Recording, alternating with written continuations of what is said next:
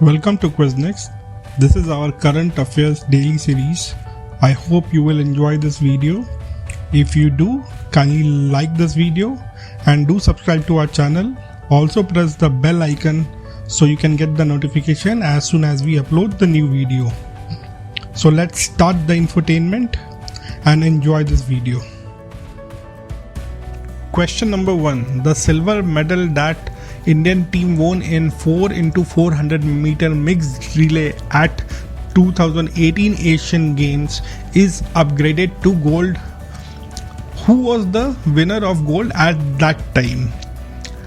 Indian team को silver medal मिला था 2018 एशियन गेम्स में 4x400 मिक्स रिले रेस में. उनको अब गोल्ड में अपग्रेड कर दिया गया है. पर उस समय 2018 में गोल्ड के विनर कौन सी टीम थी गोल्ड की विनर? आपके ऑप्शन है option 1 Bahrain, option 2 Indonesia, option 3 China, option number 4 Taiwan. आपके पास 5 सेकेंड है इस सवाल का सही जवाब सोचने के लिए और आपका समय शुरू होता है अब.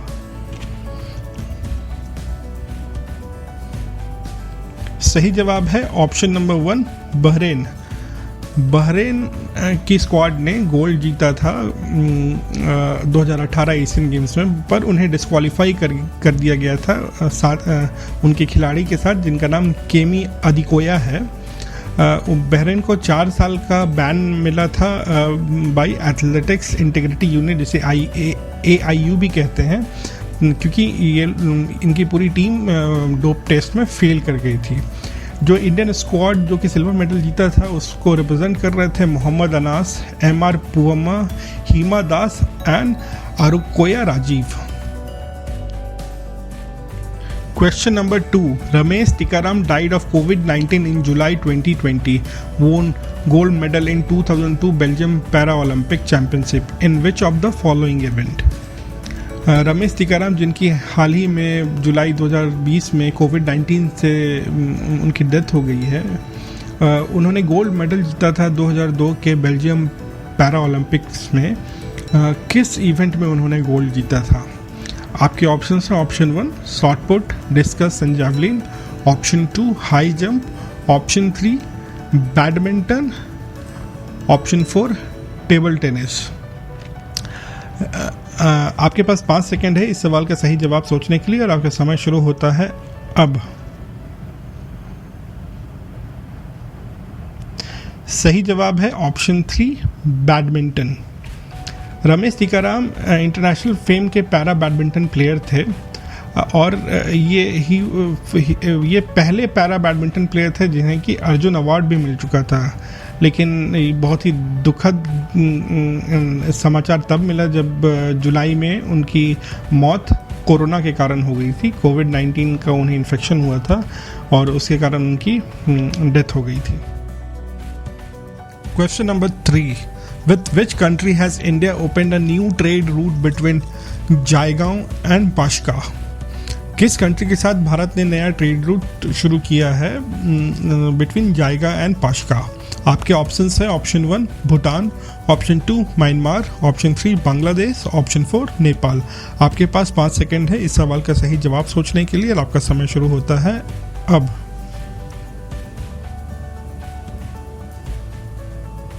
सही जवाब है ऑप्शन नंबर 1 भूटान.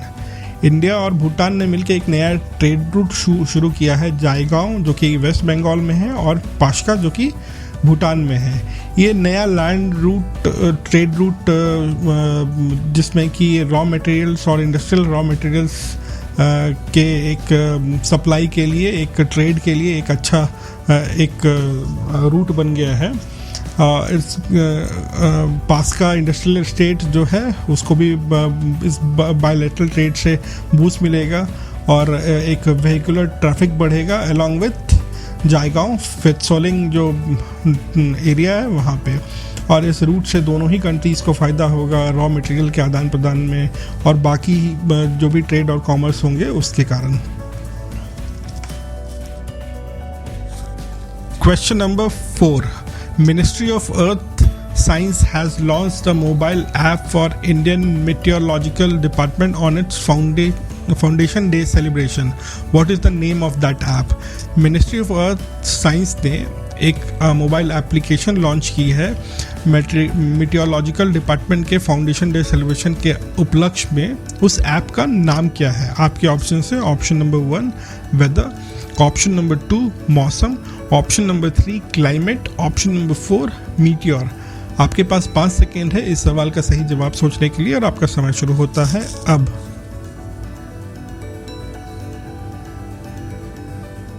सही जवाब है ऑप्शन 2 मौसम। मौसम ये जो ऐप है ये प्ले स्टोर में भी, गूगल के प्ले स्टोर में भी अवेलेबल है और एप्पल के ऐप स्टोर में भी अवेलेबल है।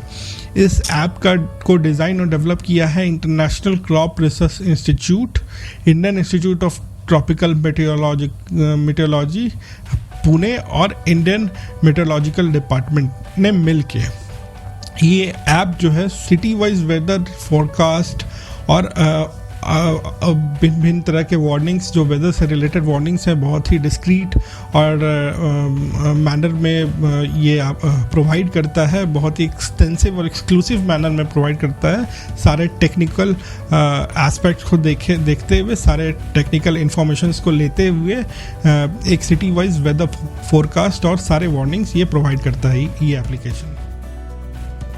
I hope you are enjoying this video.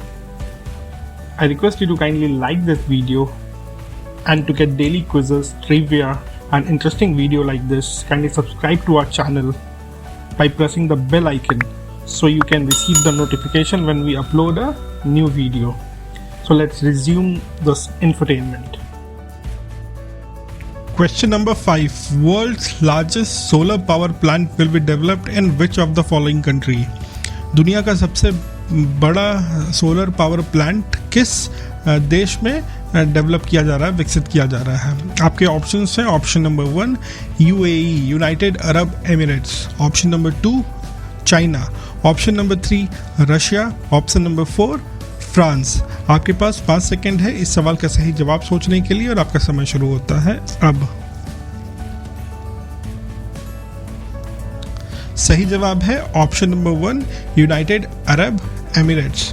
United Arab Emirates ने एक संघ बनाया है जिसे कि Abu Dhabi national energy company और जिंको पावर इस संघ में मुख्यतः हैं और इस संघ को लीड करती है अबू धाबी नेशनल एनर्जी। ये मिल के दुनिया का सबसे बड़ा सोलर पावर प्लांट बना रहे हैं जिसकी कैपेसिटी 2 गीगावाट्स है और ये प्लांट अबू धाबी में बनने जा रहा है। Question number 6. India's first Sidis community legislator belongs to which of the following state? India के पहले सीडीज कम्युनिटी के लेजिस्लेटर किस स्टेट से बिलोंग करते हैं? आपके ऑप्शंस हैं option number 1 Telangana, option number 2 Karnataka, option number 3 Andhra Pradesh, option number 4 Assam. इस सवाल का सही जवाब सोचने के लिए आपके पास 5 सेकेंड है और आपका समय शुरू होता है अब। सही जवाब है ऑप्शन नंबर 2 कर्नाटका।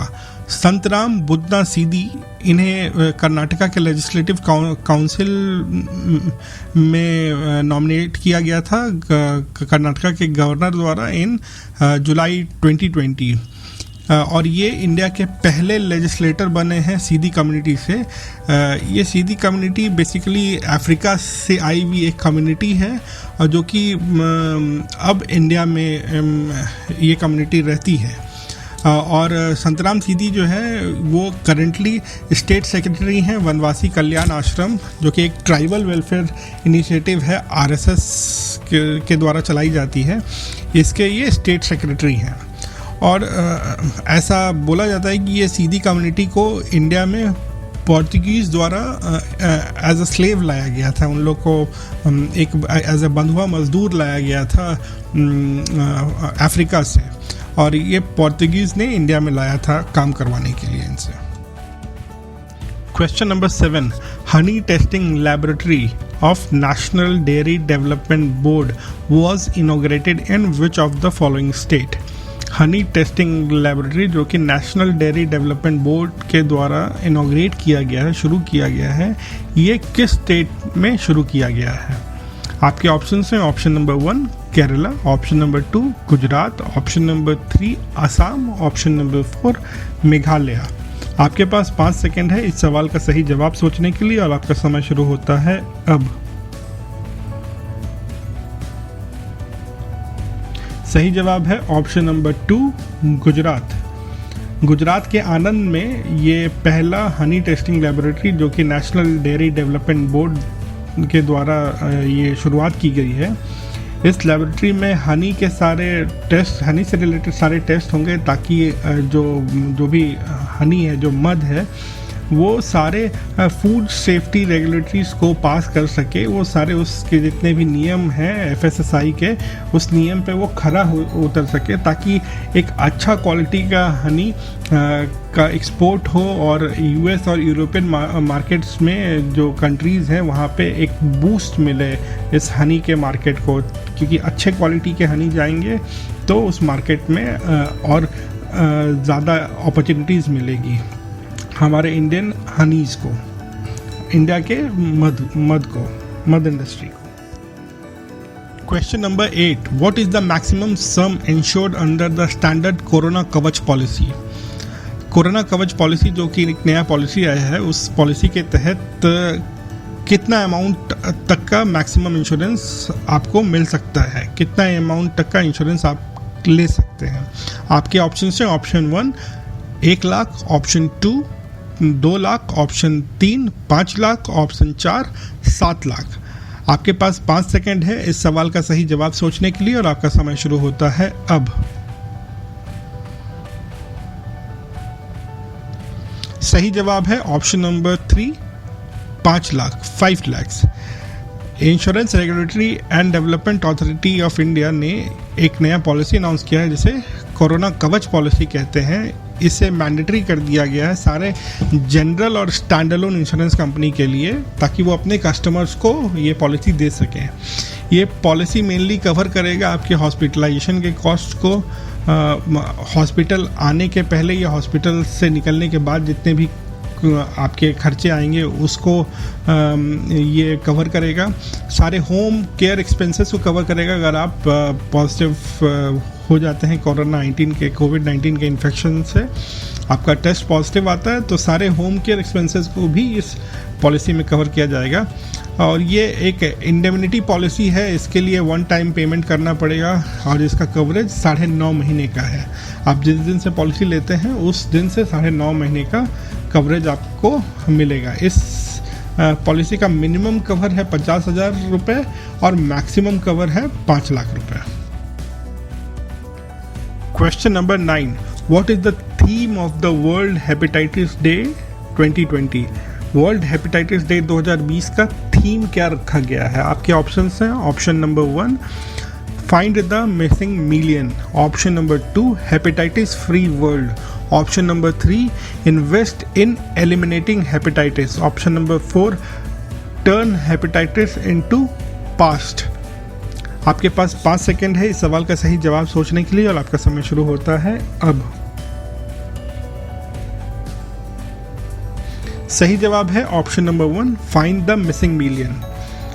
ऐसा रिपोर्ट कहता है कि पूरे दुनिया में 290 मिलियन लोग हेपेटाइटिस से इन्फेक्टेड रहते हैं और उनको पता भी नहीं होता है, और वो इन्फेक्शन अनडायग्नोस चला जाता है और जिसके कारण बहुत लोग की जान जाती है।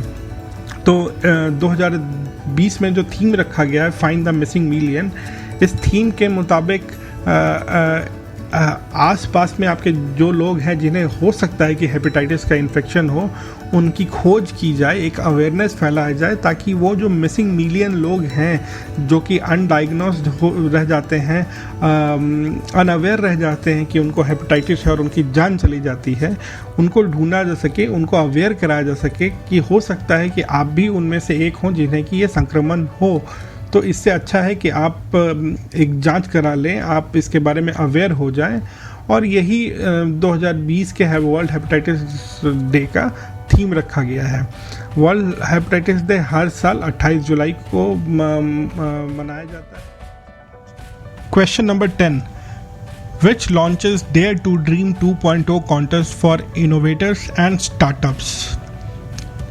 इनमें से किस ऑर्गेनाइजेशन ने dare to dream 2.0 contest launch किया है स्टार्टअप्स के लिए और इनोवेटर्स के लिए, जो खोजकर्ता लोग हैं और जो स्टार्टअप कंपनीज हैं उनके लिए ये कॉन्टेस्ट ऑर्गेनाइज की गई है। और आपके ऑप्शंस हैं option number 1 DRDO, option number 2 CSIR, option number 3 NABARD, option number 4 FSSI। आपके पास 5 सेकंड है इस सवाल का सही जवाब सोचने के लिए और आपका समय शुरू होता है अब।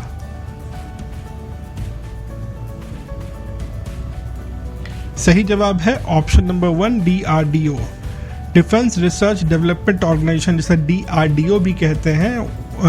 इस ऑर्गेनाइजेशन ने एक कॉन्टेस्ट लॉन्च की है जिस कॉन्टेस्ट का नाम डेयर टू ड्रीम 2.0 है। ये कॉन्टेस्ट 27 जुलाई 2020 को लॉन्च की गई थी। 5वीं डेथ एनिवर्सरी थी उस दिन। हमारे पूर्व राष्ट्रपति और बहुत ही रिनाउंड और noted scientist doctor APJ Abdul Kalam के डेथ एनिवर्सरी के दिन ये कॉन्टेस्ट को रखा गया था। ये उन्हीं का एक तरीके से विज़न था कि हमारा कंट्री सेल्फ रिलायंस बने, अपने ऊपर खड़ा हो, अपने पैरों पे खड़ा हो इस फील्ड में। तो इस स्कीम का मेन एम है जिसके कारण जो एमर्जिंग टेक्नोलॉजीज़ है, जो नए नए टेक्नोलॉजीज़ आ रहे हैं, जो कोई इंडिविजुअल कोई आम इंसान कोई नया टेक्नोलॉजी को लेके आ रहा है, या कोई नई कंपनी जो कि स्टार्टअप कंपनीज है जो कि नया इनोवेशंस बनाती है डिफेंस और एरोस्पेस टेक्नोलॉजी के क्षेत्र में हमारे देश में, उनको इससे प्रोत्साहन मिलेगी। और ये एक तरीके से जो नया आत्मनिर्भर भारत, जो हमारा जो नया स्कीम जो प्रधानमंत्री मोदी ने लॉन्च किया है, उसको पुश करता है कि ताकि डिफेंस और एरोस्पेस टेक्नोलॉजी में भारत आत्मनिर्भर बने, हम लोग सेल्फ सस्टेन करें, हम लोग अपने इनोवेशंस से नए नए टेक्नोलॉजीज और नए नए प्रोडक्ट्स बनाएं डिफेंस सेक्टर में और एरोस्पेस टेक्नोलॉजी सेक्टर में। Thanks again for watching this video. So if you like this video, all the facts that we presented in related to this particular date, then please do like our video and subscribe to our channel by pressing the subscribe button that is in red, and also the bell icon so you can get a constant notification when we upload a new video related to this.